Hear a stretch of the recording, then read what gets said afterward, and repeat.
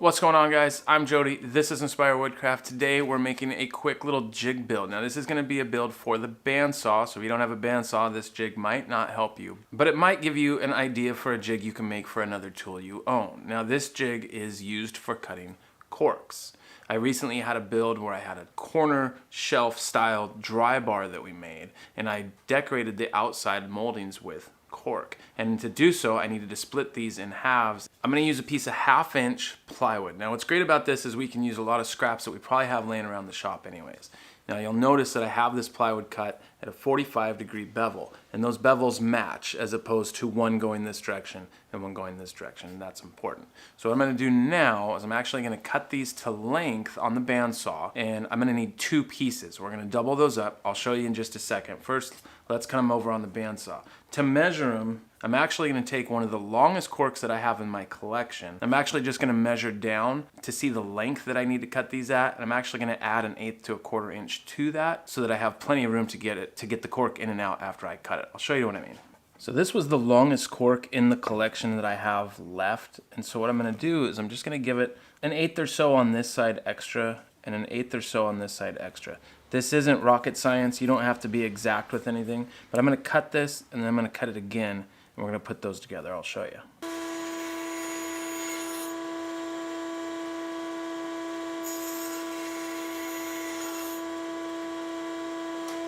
Now, any regular viewer of this channel knows that I'm a big fan of using CA glue or super glue and accelerant. As you guys know, I usually get my stuff from Starbond. I don't know if that shows up on camera, but you guys have seen it all before. So I'm actually going to glue these together like this.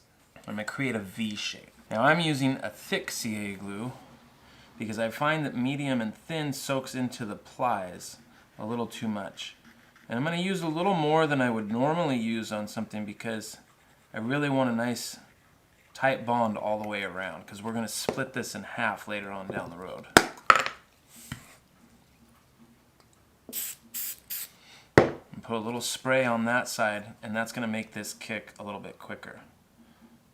Now I'm just going to put it together, make sure that it's exactly where I want it. Once you have this accelerator on there, it kicks pretty quick, and that's going to have to be good because it's already set. Of course, I could pry this apart if I wanted to, but that would defeat the entire purpose. Now, because I misaligned this just a tad, I'm actually going to take this over to the belt sander. I'm going to sand this flush real quick, and then I'm going to grab a piece of plywood for the back and start cutting my pieces for this side as well.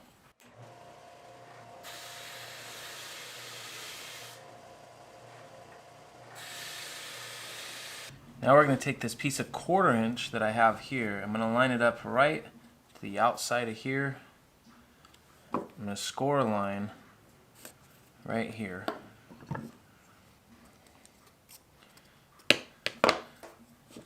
And I'm just going to follow that line out. This is just going to be a reference line.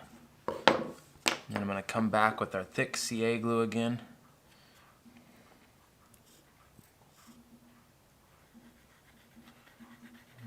And I'm just going to kind of goop that up a little bit. Again, way more than you would normally need. But I really want this thing to stick all the way around. A little bit of accelerant right there.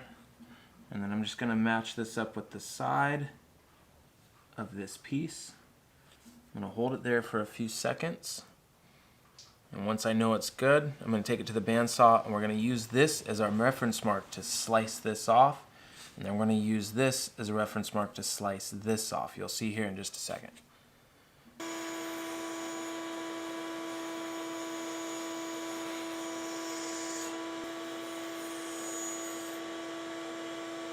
Alright, so now that I have that cut, I'm going to do the same thing, but I'm going to do it on a piece of 3/4 inch. This is going to be the back, and it's going to act a little bit as a guard so we don't cut all the way through there. It kind of gives us a positive stop.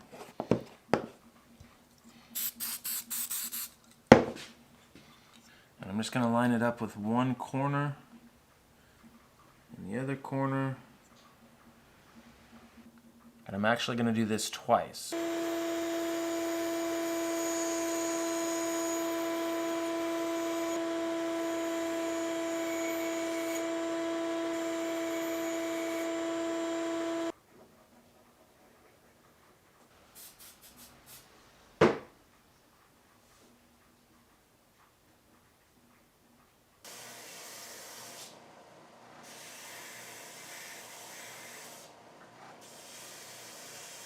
Now I just happen to have this piece of 1/4" ply laying around, so what I'm going to do is actually square this up, and I'm going to put it somewhere in the center, and I'm actually going to pull back just about 1/8 of an inch. I'm going to hold my square here as long as this is where I want this box. I'm going to draw a line. That's going to be a reference line. And then again, I'm going to take our CA glue. I'm going to put some just on the edge here. And then I'm going to put some on this back edge here.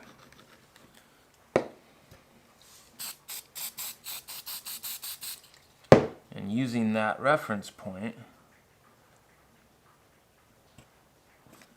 I can set it in place. You can see how fast that stuff works. It's already stuck.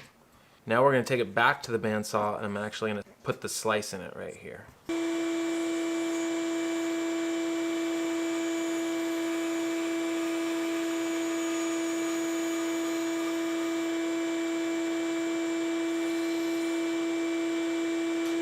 And now I'm just going to go ahead and cut my V in here, and I'm just using a flush cut saw to do this. This could be done while you were already cutting this at the bandsaw. I honestly just forgot. But since we already have our relief cut, it actually works pretty well that way.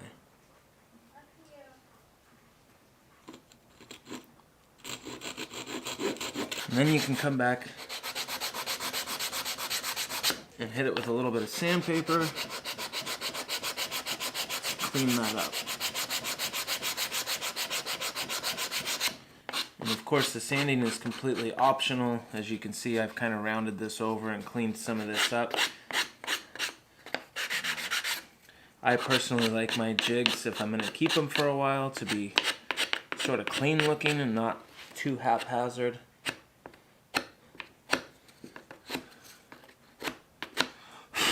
So now I'm going to use a medium CA glue, and I'm just going to run a bead towards the end. And when I hit it with the accelerator, it's going to dry instantly. And I can do that all the way around these edges if I'm worried about something separating somehow down the road, which I'm not, but it does allow for a little bit of extra security. And it really just kind of acts like a weld. It works really good on small projects like this.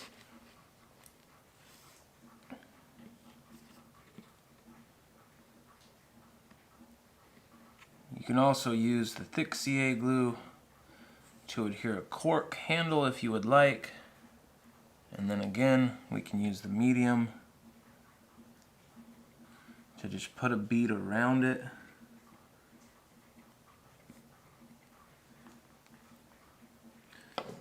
And now we can be sure that this handle is not going to come off. So now we have our whole system. Let's take it back and see how it does for cutting corks.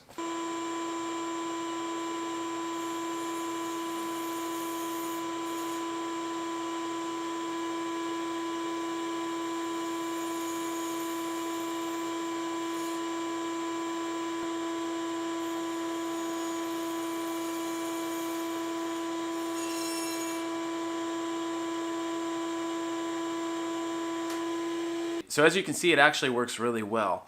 By dropping our cork in here, the 45-degree angle self-centers that cork. The blade, because it's cutting in a downward motion, is going to keep the cork embedded into that 45-degree channel that we made. And by cutting this notch, we're able to cut and then just pull it back out. When I originally made this, I didn't put that notch in there, and it was a pain to get the corks coming back out of there. Couple things to note.